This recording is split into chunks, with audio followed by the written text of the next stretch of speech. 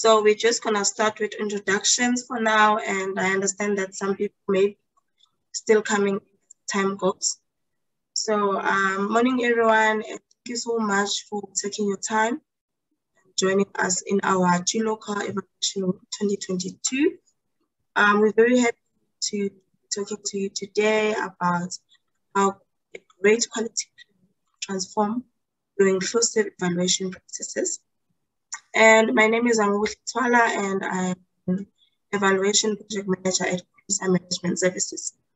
So before I introduce our fantastic speakers for today's topic, I want to quickly go over some of the webinar's ground rules for everyone to keep in mind. We're also going to post this on the chat section so that you can be reminded of the rules. So as you can see, that everyone's camera is off, as well as everyone is muted also. That will remain the case throughout the webinar. So if you have any questions, there's a Q&A tab that you can use to post your questions, and we'll answer those questions either live or in writing, depending on the time. And also, you are welcome to post your questions anonymously if you choose so. And also, if you have a comment for the entire group, you can put that on the chat function so that everyone can see. My colleague, Tamar, is going to be monitoring the chat. And also, if you're having any issues, she'll be there to assist you with troubleshooting any issues. So please feel free to chat to her on the chat function if you have any issues. So, as Tamar had said before, for those that have just joined now, please introduce yourself on the chat, say who you are, where you're from, if you're an evaluator, or what your role is, where you are.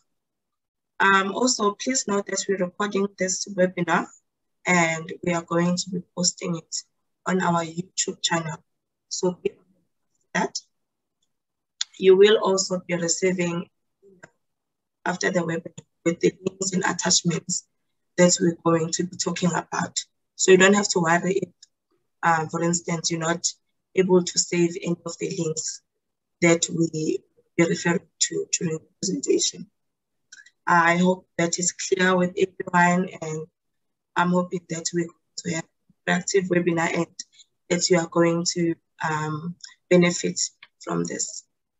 So yeah, let's go on to introducing our speakers. We have Ms. Jennifer Bisgard as well as Ms. Margaret Roper from Khulisa Management Services. Ms. Jennifer Bisgard is a director and co-founder of Khulisa. She is also an M&E expert with more than 25 years of experience leading evaluations and research assignments, both in South Africa and internationally funded projects. And then Ms. Margaret Roper, on the other hand, is the Education and Development Division Director, also at Khulisa, and she's got 20 years experience in program development, monitoring and evaluation, as well as knowledge sharing.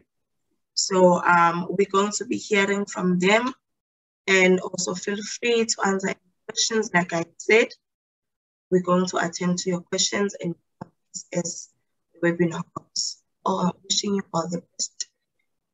I'm heading over to our speakers for today.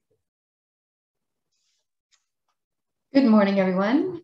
As Zamo said, my name is Jennifer Bisgard. I am very pleased to be presenting with Margie here at gLOCAL. This is our 5th gLOCAL, 3rd gLOCAL virtual event, and we're delighted you're joining us. Let's go to the next slide. Oh, whoops. Going to the next slide. There we go. There is a bit of a delay.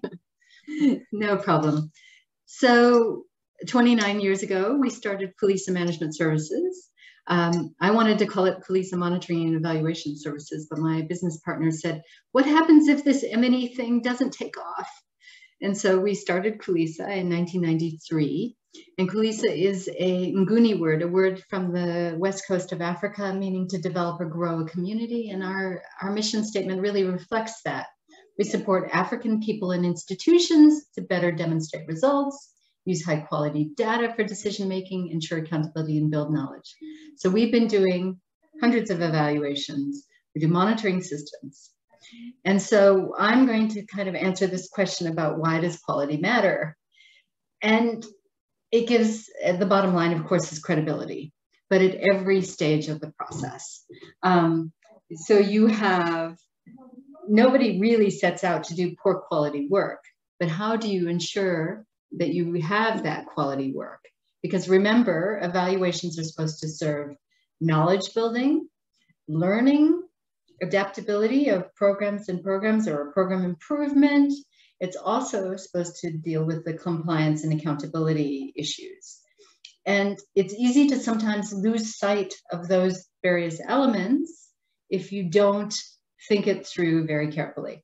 And today's presentation is about how to create a quality assurance surveillance plan that allows you to remember and to bring those things in. And because of that, also to remind you to bring in the whole inclusivity elements. And so many times evaluations are seen as a bureaucratic requirement, and they can be so much more. And so if you use the QASP and you use it in a consultative manner, it can be super helpful to do that. And it also can keep your teams and your stakeholders on the same path, because we get everybody to sign off on the QASP. So Margie will talk a little bit more about that just now, but at the end of the day, you want to make sure that you're making your evaluation fit for purpose, and using a quality assurance surveillance plan is a really important tool in that toolbox. So let's go to the next thing. Part of this whole concept of quality assurance is really quality data. Because so often, either your secondary or your primary data sources, you need to make sure that your data quality is actually targeted correctly, and that it essentially improves the results of your evaluation, and it decreases your risks of being called out or having some sort of controversy. And high quality can really make better decision making, because at the end of the day, our evaluations are often targeted at program directors, but they also can be targeted at policymakers. And so we want to make sure that we're giving them the absolute best quality data that will allow them to make those good decisions. So, but quality is more than just focusing on data. It's about the desired levels of excellence at every stage of the process, from conceptualization all the way through to utilization. And one of the things that at Khulisa's practice and evaluation that we stress over and over and over again is that there's no point in doing an evaluation if nobody's going to use it. And so this is one of our tools in our toolbox that gears people towards utilization. And we'll talk more about those kinds of things in the presentation.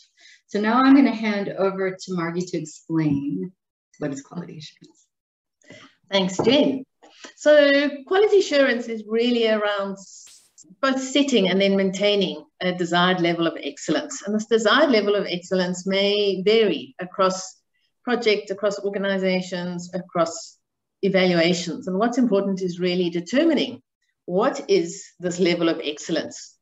And once one set that, then one's able to actually quality assure it. And it's really, quality assurance is more than just a checklist. It's really around how do you implement this level of excellence at every stage of an evaluation process. It's also about how can one then and who can provide this oversight to ensure that actually you are adhering to this level of excellence, which often we define or we set as standards and as guidelines in terms of the work that we do. And really what one is trying to do overall and in essence is one's trying to do it to both safeguard these levels of excellence. One's trying to maintain it, but one's also trying to promote quality of services. And it's the quality of services across every stage of the evaluation process. As Jen said, from design through to implementation, through to the utilization of the results. And really that's what is behind a quality assurance surveillance plan, or as a QASP, as we call it in short term. This did originate from USAID, so from the US government work and their investments in development. But it's something that we as Khulisa use across all our projects, all our evaluations, all our data quality assurance work. But more than that, it's also around, as an organization, embedding this culture of quality. So it includes the work that our finance team does, or our HR processes. It's around how we think about the work and how we design, from the start to the end, our evaluations. And so this QASP acts as a tool to guide this quality across all the evaluation processes. We're going to share an example of a Khulisa QASP. Really the point of this is we want to go into a bit of detail around what is included in a QASP. Then we're going to come back and look at how does a QASP actually transform our practice and make our evaluations quality and inclusive evaluations. And so the QASP that we're going to show you, and we've actually cleaned it up as a QASP template, which in the chat you'll see a link being posted in there, so that you can actually go onto the WeTransfer and download it. It's also the full QASP, which is a very long document, is available on the USAID deck, and so you'll actually see the actually two links there at the bottom, where you'll be able to click on it to actually be able to have a look at the full, very, very detailed QASP. But basically, this was an evaluation that USAID funded. It was one in the education sector, so it was developed. So it was done for both USAID as well as the Department of Basic Education in the early grade reading sector. It involved going to over 260 schools in the Northwest Province. It involved interviewing principals and teachers, HODs. It involved doing learner assessments, thousands of learner assessments. It involved a large team that had to go out into the field to actually collect this data. It was also done during COVID, so we also had to adhere to a whole lot of the health protocols. And this was a multi-million US dollar evaluation. So it really was a very large one. And one of the requirements for USAID was to have this QASP. And this QASP helped to set these quality standards. And we really looked at it across all elements of the evaluation process. It wasn't just about setting these quality standards, it also acts to guide these quality practices, not only by the field workers who were trained on it, but also in terms of our project managers, our evaluators, our data analysts, for example. So it really was set, and everyone was trained and everyone participated in the development of this QASP. The QASP is one of a number of documents that one has in one's repertoire and toolkit. So it also worked hand in hand with the fieldwork manual. So various parts of it the practical elements were simplified and taken forward in the fieldwork manual. Parts of it were in the data analysis plan. Part of it were in the methodology and study protocol, for example. So we had all of this set up. We put it into practice from the training through to all the way across the evaluation process, and we monitored it as we went forward. And one of the big things that it added value is that it allows for course correction. So when there was an issue, there was or a concern, or we weren't getting the right numbers of the feedback from the number of assessments, for example, we could also go to the QASP. We could say, okay, what is missing, or is the data not meeting quality standards that were required? And that allowed us to actually put in place some course corrective, so that adaptive management type of approach, which everyone talks about. So I'm going to take us through to actually show you what a QASP looks like. And this one, as I said, this one has been adapted. So some of the things are relevant only for, for Khulisa and for the specific evaluation. But really, when you're doing this, this template is available for you to adapt to it. So because this was for USAID, we have kept some of the details that are required, like the submission, the contract numbers, the activity start dates, the COR name, which is the activity managers and particular titles at USAID. So it's the person at USAID who has to sign this off, which, as Jen said, is also around really increasing stakeholder ownership in terms of it. It's got our introductory page, it's got our authors on there, disclaimers, then moves into table of contents and acronyms. But this is really where the QASP starts. It starts with an overview, so it's providing the background and the purpose to why you've got this surveillance plan, quality surveillance plan, this QASP in place, but also around what's the purpose of the evaluation. And so you'd fill that in here. A great tip is to also look at your original proposal, because that really is gives you the information that you need for your background, your purpose, your roles. Obviously, you would need to fill in who the evaluation commissioner are and who your key stakeholders are in your specific evaluation. And then we also link this through immediately upfront to say that this QASP works hand in hand, particularly with the fieldwork manual. As I said, it does work with the other documents, but really these are the two guiding tools and documents that one has to make sure that one is actually producing a quality evaluation. It then helps, I see there aren't any questions yet, so I'm going to just go through and then we'll pause a moment to see if there are more questions when we get into the detail. The next section looks at the different roles, and the roles are important to define what is their role in the implementation of the QASP, both in the development and the implementation. So it's not necessarily the roles over the full evaluation. You're trying to extract and look to see, given that the role of the project director, for example, or the fieldwork manager, what is their role specifically when it comes to quality? And the more detailed one is in here, the easier it is for people to understand what their role is. Next section is filling in the different sections of the QASP, and it may vary depending on what your what your evaluation is. The actual standards we present in an annex because it's very detailed. And we've really listed the different phases of an evaluation project, a typical evaluation project. It's then really important to also identify the risks. What are the risks to the quality? And what are the course correction actions that you're going to take? So we actually started off here talking about the course correction because that was setting the scene, and then we went into detail of the actual risks.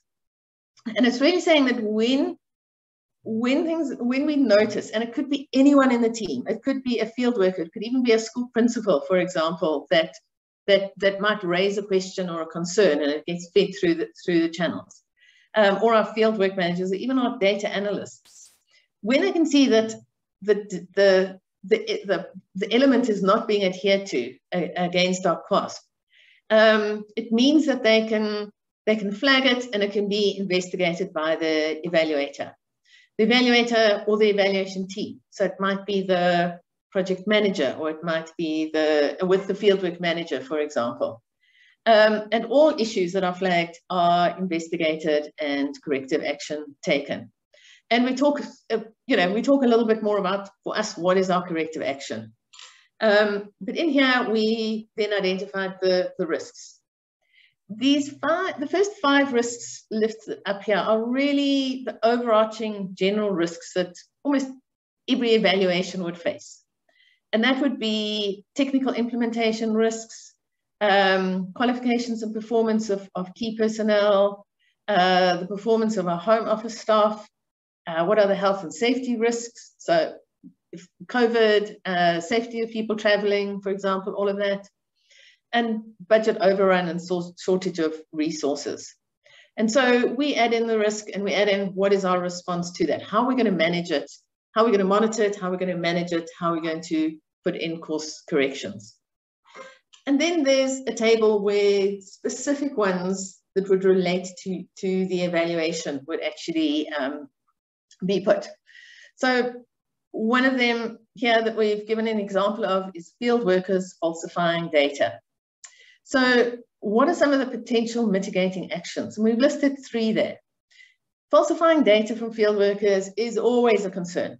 And we need to be quite skilled at being able to identify that and see what is actually happening. And so some of the things that we look at is we look at the completion times of our surveys, particularly when they're done on using electronic means. So you can see very easily, you can see, well, this person, the average time for conducting interviews was, say, 35 minutes. But here are a couple that took 5 minutes to complete, according to the timestamps on the tablet, for example.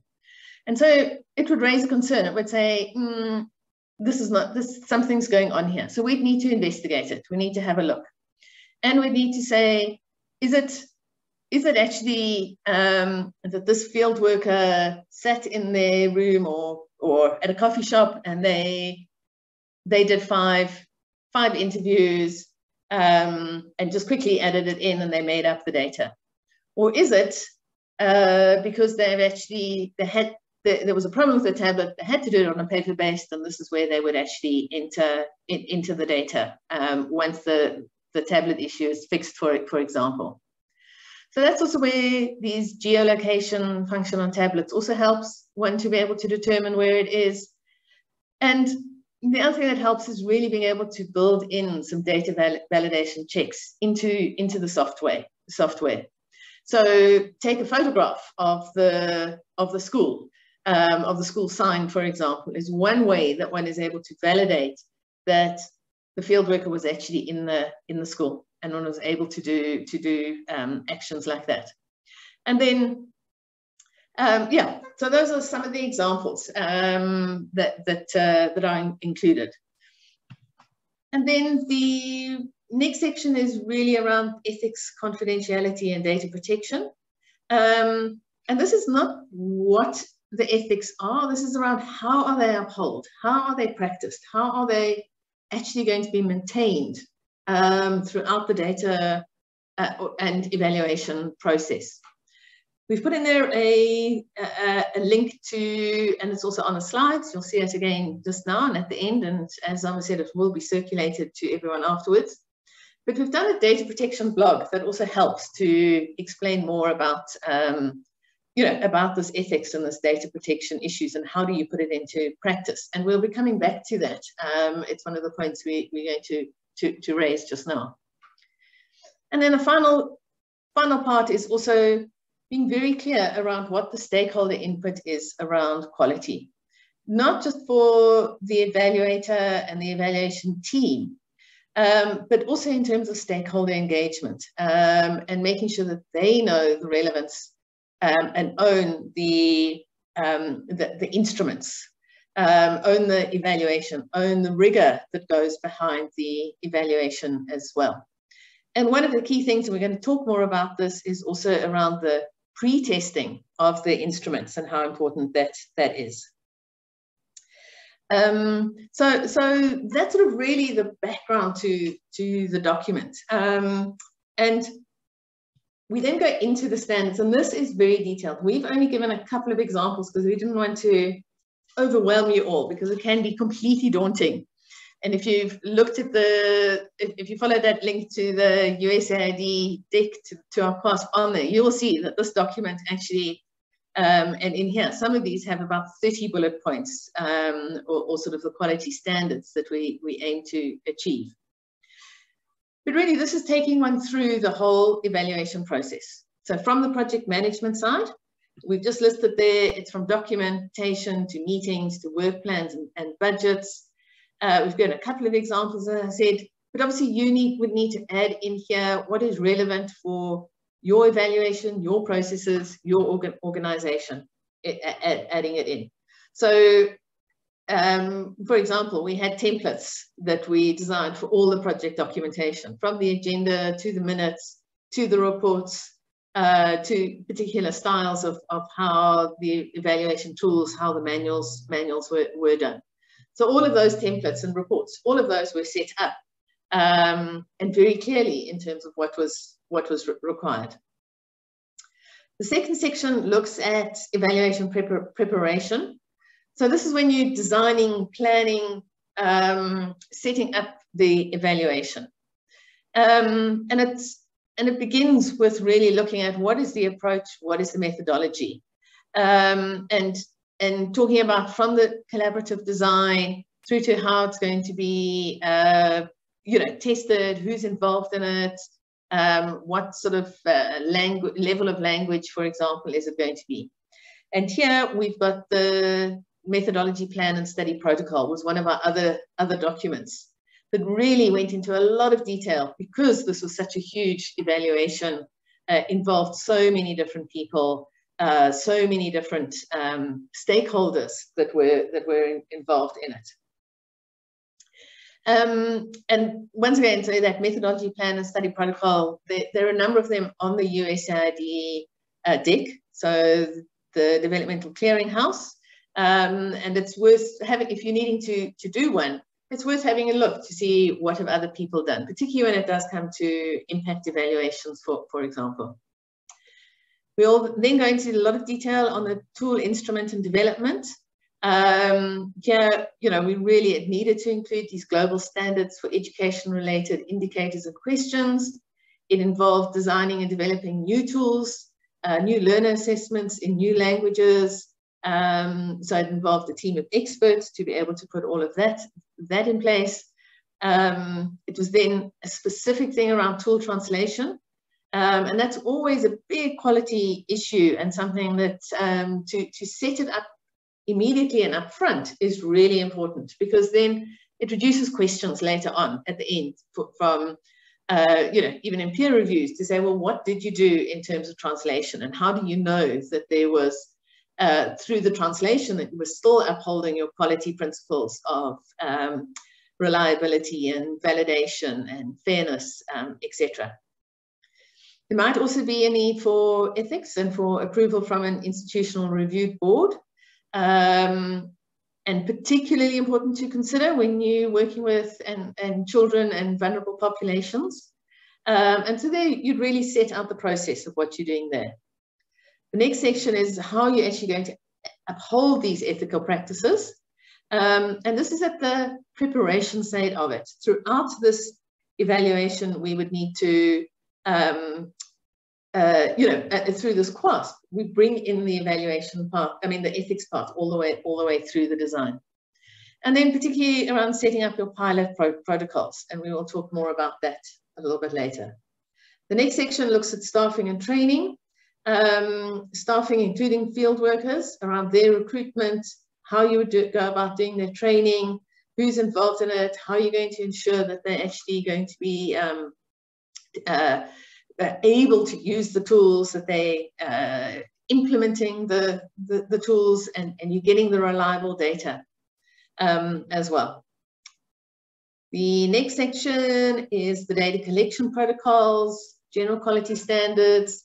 This is usually one of the longest sections, because it really is, the data, and as Jen was saying right at the beginning, the data is at the heart of the evaluation and the decision making and the use of the evaluation results.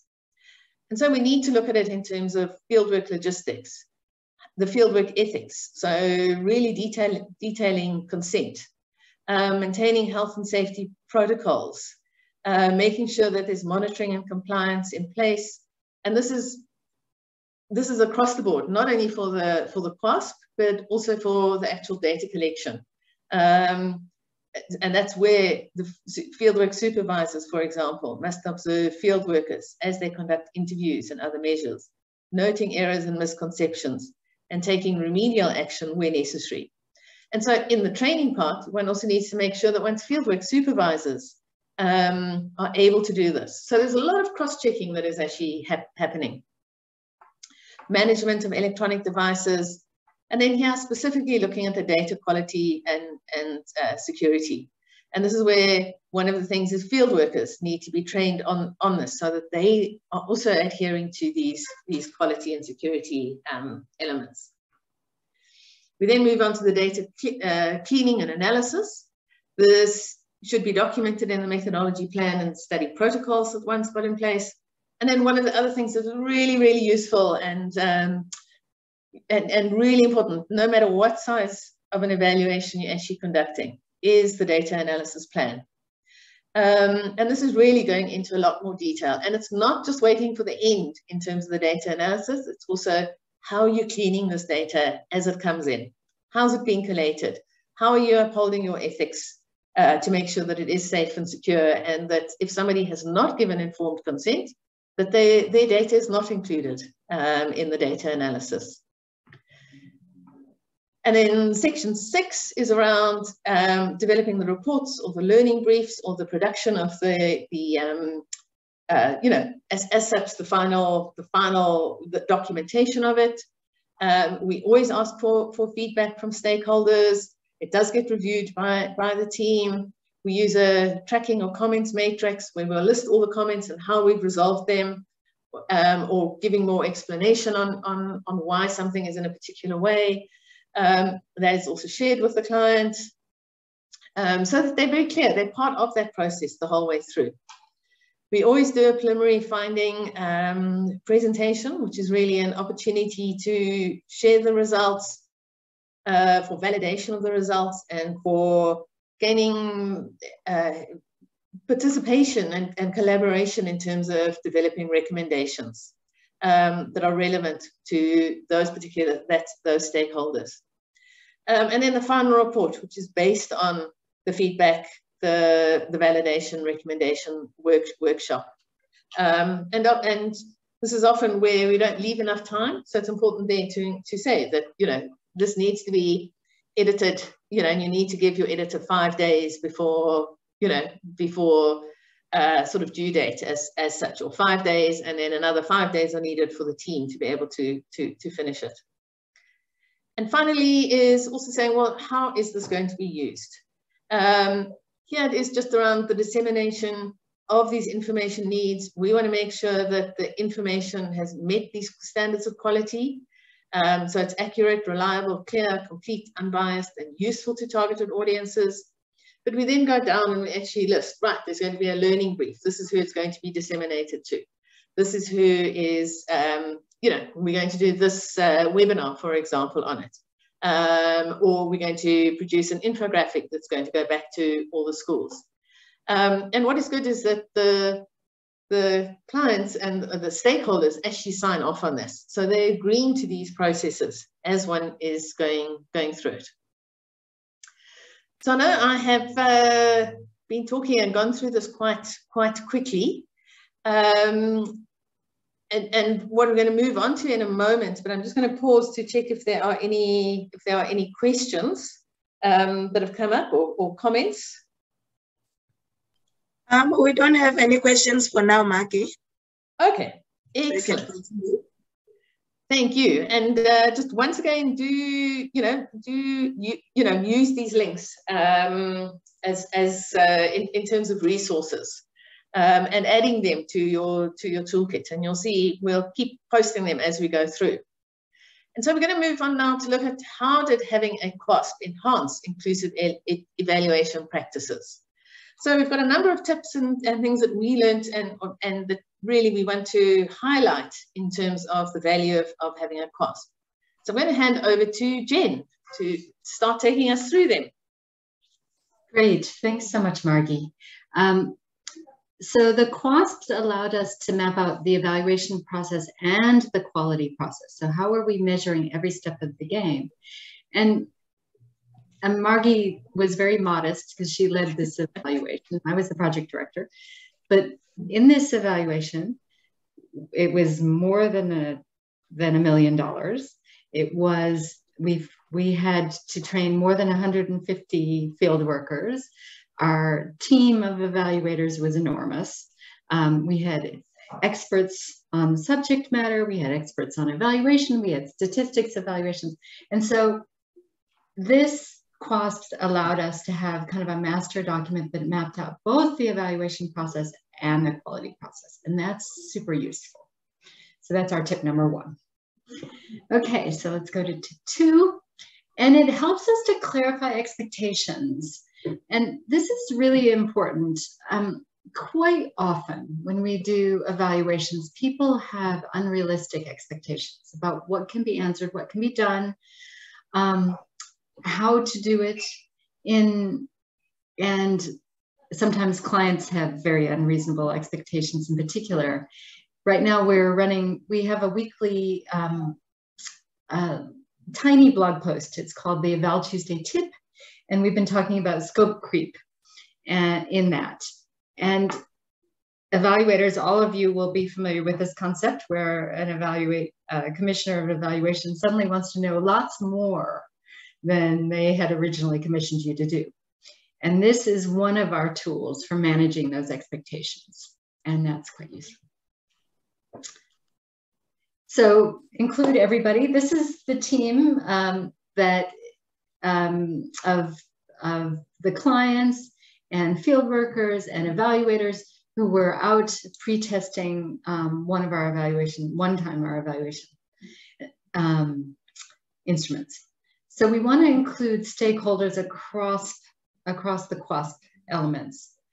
So, and that includes the beneficiaries. At the end of the day, we want to make sure that the education officials who are going to use the evaluation are on board, but also the beneficiaries of the program, right? And so it's a process of seeking stakeholder feedback. And it also documents how we're doing that. So you're getting stakeholder approval of the QASP, but one of the elements of the quality, that those bullets that Margie was talking about, is getting concurrence as well. And it allows us to have something that measures our overall performance. So, we can say, okay, we're doing well. And that whole concept of course correction that Margie spoke about. And it means that we align our standards with stakeholders.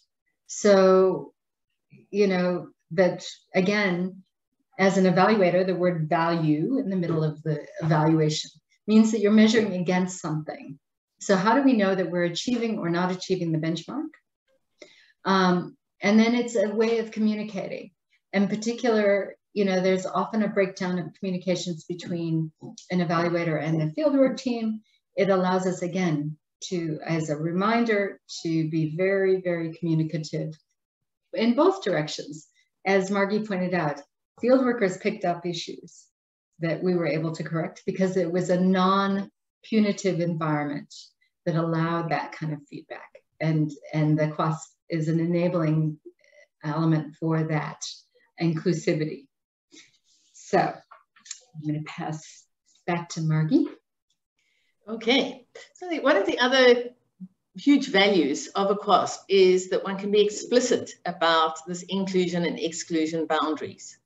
And that works at a couple of levels. Firstly, it is around the roles and responsibilities of everyone for building quality. So it's in that QASP, defining everyone's roles. What's the role of the fieldwork manager? What's the role of the project manager? Really helps to say, to enhance not only the communication, but around being explicit in terms of, the inclusion and exclusion in terms of the actual roles. But it's also really important for the criteria for participation in or out of the evaluation. So, for example, in this evaluation, we were assessing learners. So, yes, there are a number of additional ethical considerations that one has to make because one's engaging with children, but we are also doing it during the time of sort of part of the height of COVID. And so we had to be very cognizant that children who had lost a parent were not going to be able to really be assessed in upholding that fairness of it, because there might still be, I mean, there's trauma associated with it. Or there might be the school, for example, or that class might have lost a teacher or a school principal. And so we were very clear that those children would not be included in this evaluation. They would not be assessed. But we also had to then make sure that the field workers, that everyone knew how to engage, how to ask the questions, how to ensure that the child was able to and could participate in the evaluation, or because they had lost a parent, they were excluded. And it wasn't just a case of them saying, oh, well, you've lost a parent, so you're not excluded. That's not upholding the quality and upholding the ethics. It was working with the school, for example, to know which children shouldn't be included. And we were tracking these children being tracked over sort of 7 or 8 years of their school life. So, it really was very important to be able to know how to engage with them and deal with them. And we've got another point on that in a moment. And the QASP does allow us to be able to be clear on that.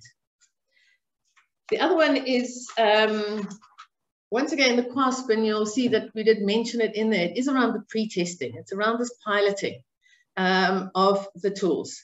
And we don't only pilot once in this evaluation. We actually piloted 3 times to be able to make sure that the learner assessments were giving us the relevant information, and that they were valid instruments as we went through. And this was because some of it was new paragraphs in a new language, that we were testing the early grade reading skills of learners. Part of it was also making sure that we actually were getting across the assessments and all the tools, these contextual tools that we used, that we were getting the information that we needed to be able to answer the evaluation question. And the first one was very long, and gradually we honed it down to what is the critical information that we wanted. Because as tip 7 says, is we've got to plan the fieldwork carefully and not ask participants too much. So we can't have 2 hours with a teacher doing an interview, for example, because who's looking after the children? We actually taking them out of the classroom when we need teachers in the classroom to teach. And so this process of pre-testing is really important. And it's about gaining the perspective of the beneficiaries. Do they understand the question? Do we need to amend it? If we've got an open-ended, or we've got questions that a question where people can select the options, and we've got another option, and most of our beneficiaries are actually giving us other options, it means that our selection's not right. So we do need to go back and actually fix it and add it in. And part of this pre-test is not just looking at the answers that come from the tool, but it is also involving our analysis. It's involving our statisticians to check that actually the data is of quality and it can be analyzed. Do we need to change where we'd had yes to be able to, or no, or whatever it is? Do we need to change it in our tool? So an example is that if we don't preset some of these fields, then 2 might come as a number 2, or it might come as TWO, for example, and then it makes the analysis even more difficult to do. Or you've got to spend more time on your cleaning. Right, Jen. Thanks. So this is very specific. This tip is very specific to an impact evaluation. And it's all about, because impact evaluations are a comparison, are a randomized control trial. In this particular case, we're talking about a randomized control trial. And so you really need to register it on the American Economic Association's RCT registry. And it's because if you're attributing cause and effect to an intervention, you don't want to be accused later of manipulating the data of doing something different. So it's really important that when you're doing an RCT, that you register your hypothesis before you collect the data. And you say, we expect that that as a result of this intervention, that we'll see the learners will be able to read better. And that's actually what we found in our impact evaluation, which is going to be launched by the Department of Basic Education next week. The intervention actually finished 4 years ago. And so we have been tracing learners since grade 1, and this is now grade 7. So we were just doing the final impact evaluation. They've done other impact evaluations along the road, but this particular one does show that there's a difference. So we had adhered to those international standards as well. So again, taking you back to our QASP. Margie? Okay, and we have at the bottom there, you'll actually see the link to the RCT registry, and particularly to this trial, which is number 8242. So if you're interested in sort of finding out more about how RCTs are is set up and around registering, I encourage you to look at that link. So because we are working also in schools and with children, as I said, we had to be very clear in terms of our ethics and our data privacy practices. And the point here is that it's around how do you ensure inclusiveness through using the ethics and the data privacy information. And it was around, you know, when you start looking in South Africa, we've got POPI, or if you're in Europe, it's around the GDPR, for example. They're very high-level legalistic regulations that we have to adhere to. And they can be quite daunting. So it helps to really start thinking about them at the level of practice and of implementation, rather than, yes, you've got to adhere to them, but look at them in terms of what can you do in your daily work or in the field and across the evaluation process to include them, and to include them as protocols, as ethics, as bullet points of what people and your field workers, for example, need to do to uphold the ethics. And it's not only in the field. So, for example, it's in the fieldwork training. You know, it's telling people you can't drink, you know, during fieldwork. You can't arrive to a school drunk. You know, sexual harassment is absolute no-no. You know, we take a zero tolerance line towards that. And those things need to be taken through in all of the QASP and in the practice. And one of the things that in particular we developed in this, and it was incredibly useful, was we developed distress protocols. And this was hand in hand with one of our psychosocial experts, and it was around what to do in the event that there is a distress. So not only around who to refer someone to, but how do you involve the school, you know, the school, what's the name? You know, someone at the school who who's responsible for looking after, you know, the well-being officer such at the school. And so one of the things was that when the field workers arrived at the school, they also had to find out and confirm who is the person at the school that they can refer the children to. And then at the end of the evaluation or end of the day, they'd also talk to the person to say, you know, they're concerned about this child or that child.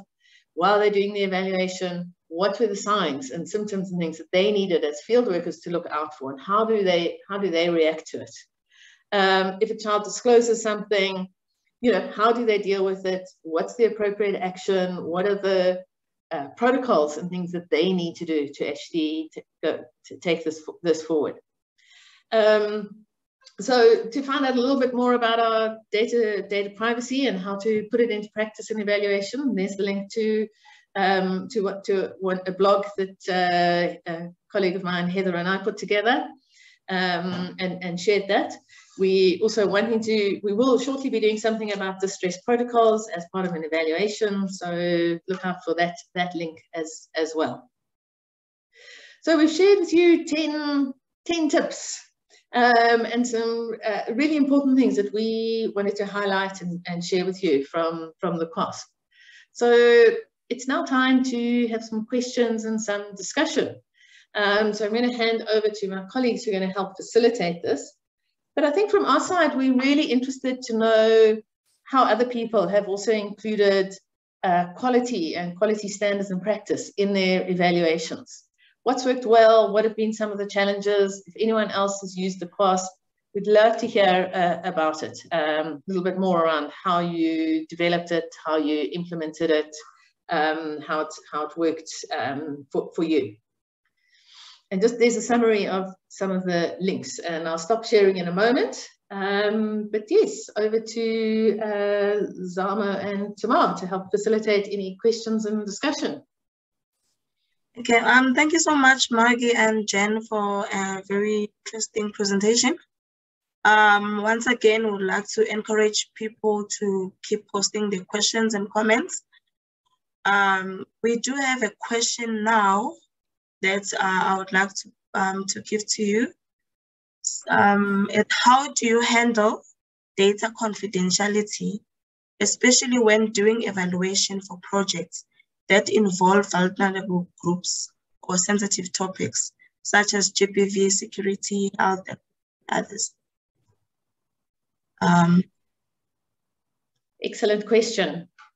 So let me share an example. We've just been doing evaluation and research in the whole sector of trafficking in persons in South Africa, which is an extremely vulnerable population and a difficult population to actually access and engage with. And really there, we had to absolutely everything that we did with this vulnerable group and with all the stakeholders involved had to carefully consider this whole issue of confidentiality. So it was around where, and with this group, the IRB application to WITS had to be very, very specific in terms of the confidentiality. So our field workers that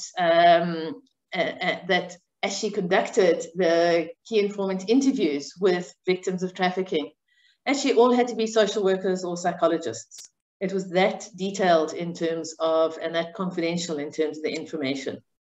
The names of everyone that was the victims, for example, were not shared at all. So even the stakeholders don't know who it was that was actually interviewed.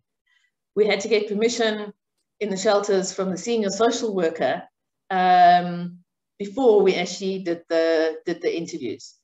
We had to get the permission from these victims of trafficking as well. None of that was as such recorded because we couldn't have the names. But we had anonymized consent forms that were shared, and the person could actually decide what name that they want to put forward. So it didn't have to be their real name. They could decide on what name they wanted to be known as in the data. And so only they and the interviewer would actually would be able to relate that data. The interviews, when they were recorded, we had to be really careful in terms of how they were recorded. When it came to the transcription, we also couldn't even use an external transcription service because there was such sensitive data that was actually being shared in there. Names of perpetrators, names of place, how exploitation things, and some of them were still ongoing court cases. So even that data and the transcription of that had to be done by one of the people that was named in the IRB that had the required qualifications to be able to do it. That data as well, we had to, once again, it was a USAID project and evaluation. We actually can't even upload that data onto the USAID data DDL. Jen, what does it stand for? DDL? Data development? The data library. Essentially, it allows people to be able to analyze the data. It's kind of like Data First, which is at UCT, but all US government funded evaluations and research, you must put all your anonymized, that's a terrible word, data onto it so that other people can also use that data. Yeah. And so this, we couldn't anonymize it because basically every sentence had data that was private. So we had to ask for exemption for that. We've secured it here on Khulisa's secure data server because we've got to still keep it for 5 years in terms of our contract. So it really does become you know, critical in it. Even our photographs, you know, that we, and some of them that we shared, that one in the school here, we had to make sure that the individual children couldn't actually be identified, and that the name of the school was not clear, so that, you know, people couldn't actually trace it back. We trained our fieldwork supervisors in terms of what photographs can they take, what can't they take.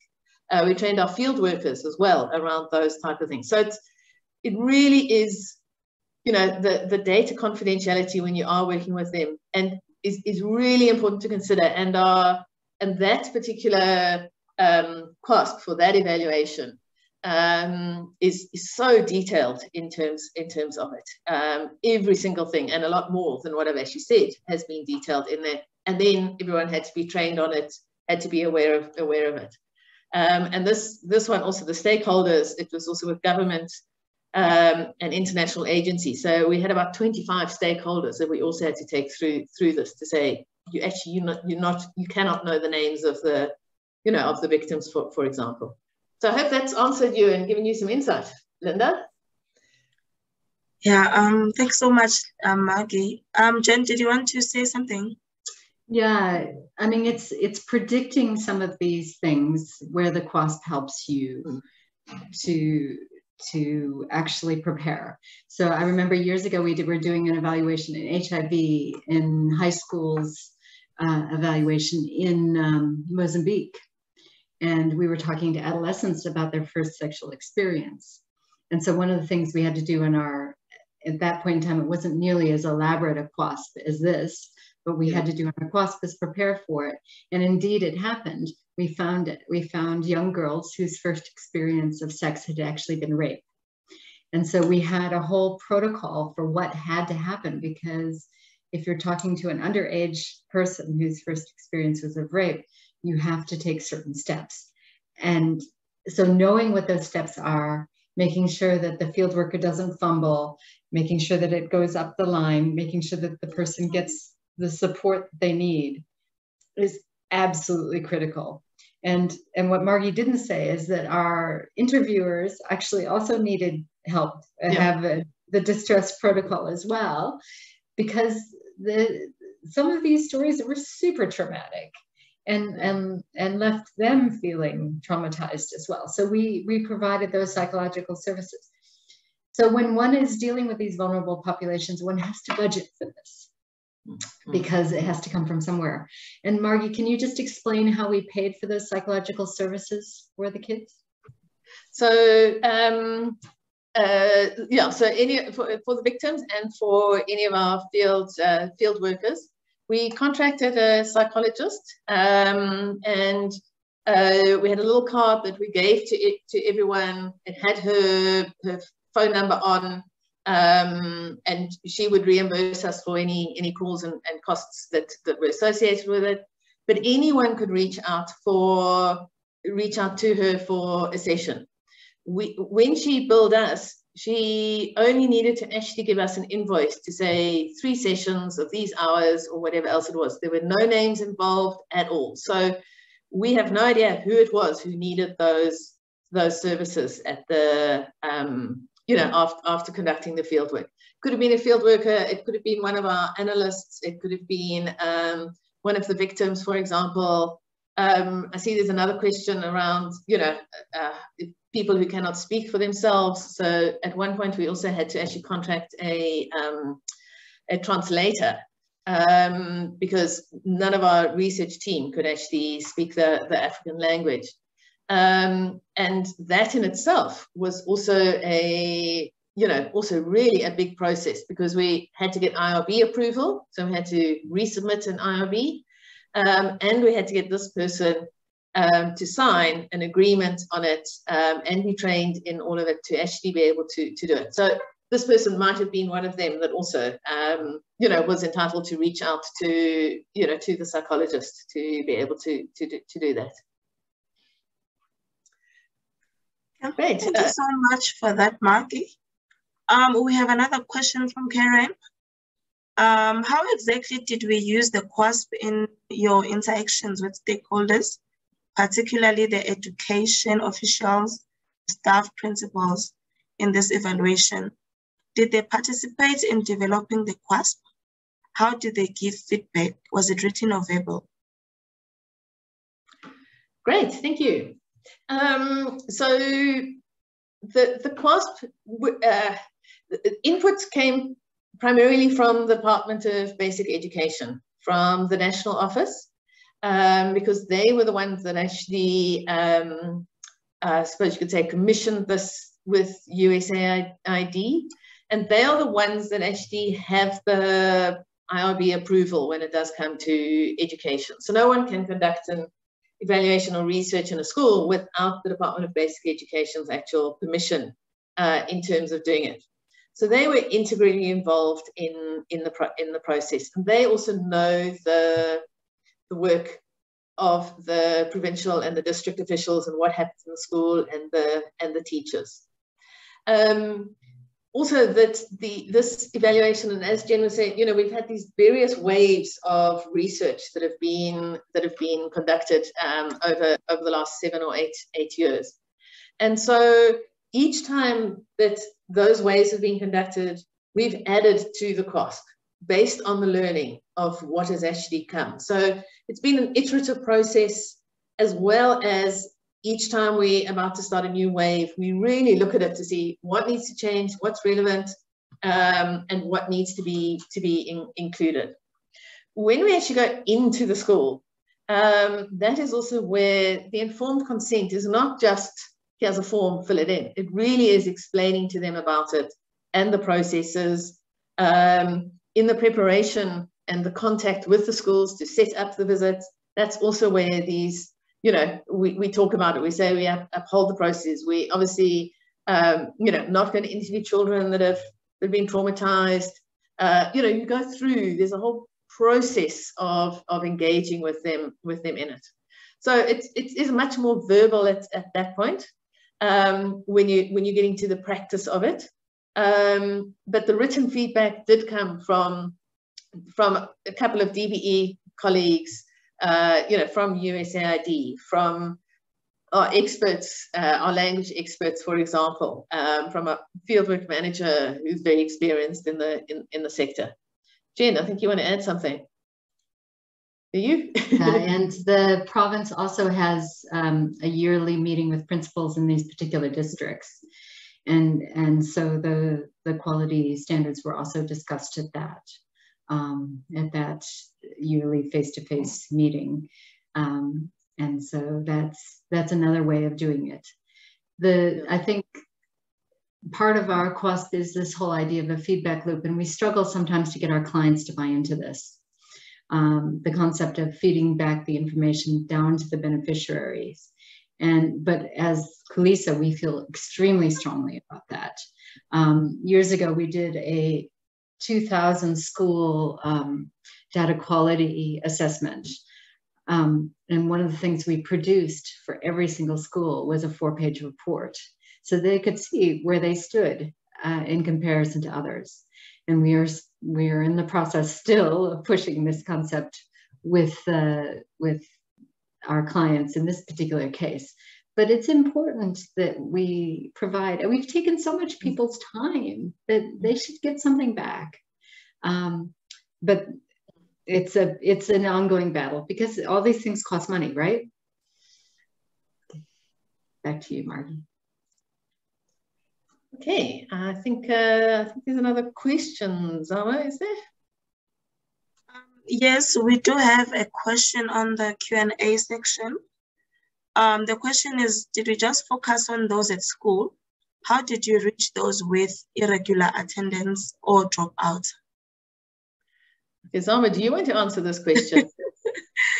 Yes, so we actually focused on those that were at school on the day when we came to do the assessments, and excluded the ones that were absent at the time, and we had to replace the ones that were absent, even though they were part of our sample, because okay, what we were doing was we were doing assessments in 2 days. So if the participant was not at school on both the 2 days, then we had to what is it? Replace. We had to replace, yes, Yeah. with another learner. So yeah, basically that's it. And particularly unfortunately because, it was, sorry. Yes, rotation. You're talking about that. Yes, I wanted to say that it was during the COVID time where it was rotation. So it was not always easy to find all participants at the school at the same time. And we ended up, and also we had time constraints as well. So, And it was also, the dropouts was also a really interesting one, because we, so we engaged with the school. We said, these are the learners, which learners are still at the school beforehand. So we had the list, who we were expecting. But we then also asked the school, this learner is no longer there. Where is this, where is this learner? Are they at another school? Have they moved provinces? Have they dropped out? Don't they know? So we actually had a list of that. So we can actually trace the learners, and the attrition rates, we could actually determine that as we went. We did try to get the schools to please make sure that the learner in the particular grades were there on that day, so that we could actually do the assessments. It did at times also require some sort of follow up, and asking the school to please contact the parents or the caregiver to try and get the child in. So it can be quite challenging to do that, and especially with long term, when you're trying to test the same kids. These longitudinal studies are different. And so once in our study methodology plan and protocol, we were very detailed in terms of tracing and contact tracing, and who was included, who was excluded, how learners were replaced, so that we could still have sufficient learners assessed in that grade, because this wasn't only for the impact evaluation, it was also to collect data for early grade reading benchmarks, for the effects of COVID on teaching and learning. So we needed the power of the sample for the benchmarks, and we needed sample for the early grade reading study. So it was really complicated in terms of doing it, and we had these sample frames that our field workers were trained on as well. Jen. Yeah, I think you made my point.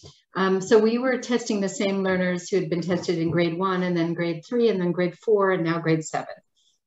And so, but some of them were not in grade 7. They were still in grade 5 or grade 6, because in South Africa we have repetition. Others had moved to neighboring schools, but they were part of our sample, so we were able to find them. And so, it's very tempting to then go down the rabbit hole of trying to find every single learner. We tried to do that to the extent possible. But we were brought back to our core purpose by the QASP, that that's not what we were supposed to do, and that we needed to be tracing those learners. And because one of these evaluations can just go completely out of control if you suddenly say, well, what about this? And you say, but no, that's not an evaluation question. And you can bound things. Zamu? We have Tariq raised his hand. So yes, we can allow him to speak, him or her. Tariq, over to you.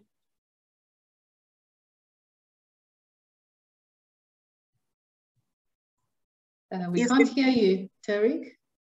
Yeah, you've been unmuted.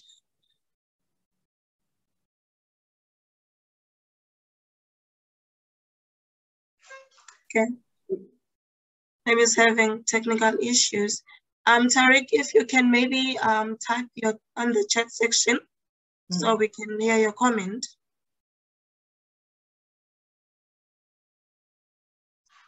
Okay.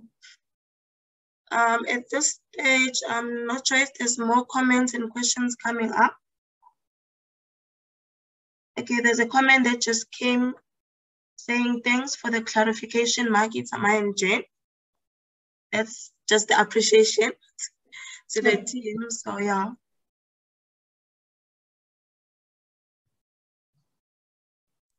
Maybe in conclusion, then I can just say a couple of things.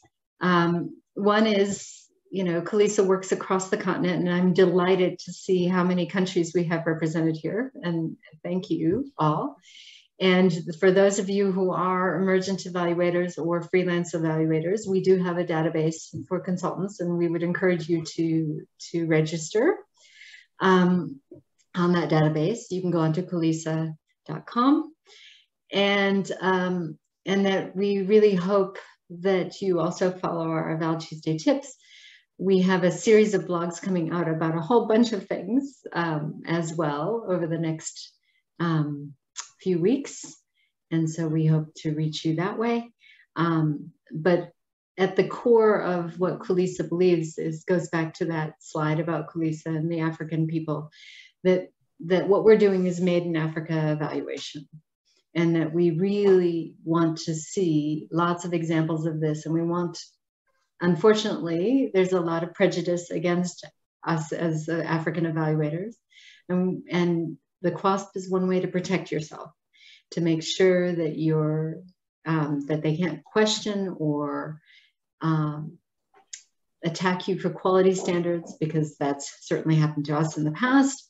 And so we really hope that this is a useful tool for you. Margie? Thank you. Yeah, Tariq has put a comment in the chat. It's around the issue of data privacy linked to information management, second stage of the information lifecycle, where you have to manage data and make it accessible at the same time confidential and secured, where the economic and social realities of the context.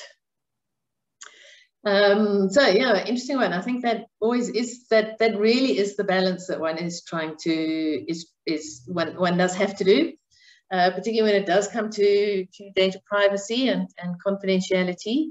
We are very careful about the names of people that we use in the reports. We really try not to use names or identifiable titles in reports unless that person has actually explicitly said that they would like to be, you know, quoted or named in it. And as we do the interviews, for example, we'll keep asking, you know, can we use that quote, that sort of thing. A number of the times we also will share the reports back to key people who've given us information for them to validate it and to confirm that they're happy with the way that we have portrayed them in terms of it. So not necessarily what they said, but around how they portrayed in it. And so I think it really is it's a bit of a evaluative art to being able to write this up and to get that balance. We also do make sure that, you know, all our reports are peer reviewed internally as well before they actually are disseminated. So once again, through the team, we're bringing in the different perspectives. And one of the things we look at is around the confidentiality and the data and how people are portrayed and yeah, names of everyone in it. Jen, any sort of final comments from you on that before we? No, I think that you put your thumb on the issue, Tariq, so well done. And I see all kinds of names that I recognize in the group, and so nice in particular to see Gugulet, who was able to join us. And so yeah, once again, thank you. Back to you, Margie. Right, yeah, thank you. It's been really nice to be able to share our experience and insights, and thank you for the questions and the comments and your participation in it. I do hope you see the links and can follow. And yeah, if you've got any sort of specific questions or anything, please do. Your emails are on the presentation, which is going to be circulated. Please do reach out to us. We're also passionate about building evaluative capacity and competency in Africa. So you're welcome to reach out to us, and we hope you found it as really valuable. Thank you very much for your time. So back to Zamo. Thanks, Maggie, and also thanks very much to everyone that joined us today. And remember that this was recorded in case you joined late. It will be shared on our YouTube channel, so you'll be able to go back to it. Like Maggie has said, you're going to receive an email with the links and attachments to it that we spoke about today. And I really hope that everyone has benefited from this and will be using the tips gained today. Please also keep checking the CASA website for interesting and informative Eval Tuesday tips and blogs. And as Jen has said, that you can register as on our consultant database on the website. And you can also apply for any available opportunities as they come out. So yeah, thank you very much. And we saw that there was like people from different places, different contexts that joined us today, and we appreciate making time for us today. So wishing you all a very good day ahead. Thank you. Let me just quickly see in the chat because I'm seeing messages coming in. Okay, it looks like it's just people appreciating the session. Okay, thank you. Thank you so much, everyone. This is the end of our webinar. So, thank you, everyone. Cool. Bye-bye.